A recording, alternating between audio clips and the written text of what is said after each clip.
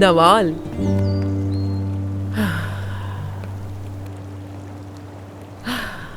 खुश आमदीद मेरी बेटी। तुम्हें इस बात का अंदाजा भी नहीं हो रहा होगा मैं कितना खुश हो रही हूँ तुम्हें यहाँ देखकर। शुक्रिया, आपने हमारे लिए गाड़ी भेजी उसके लिए शुक्रिया। क्या हो गया तुम्हें? दोबारा ऐसी बात नहीं करना मुझसे। तुम मेरी पोती हो। तुम्हारा मुझ पे और मेरी हर एक चीज पर पूरा हक है। अब इन सब चीजों की आदत डाल लो। तुम वहां पर क्यों खड़ी हो बेटा? अंदर आओ, अपना कमरा देखकर खुश हो जाओगी।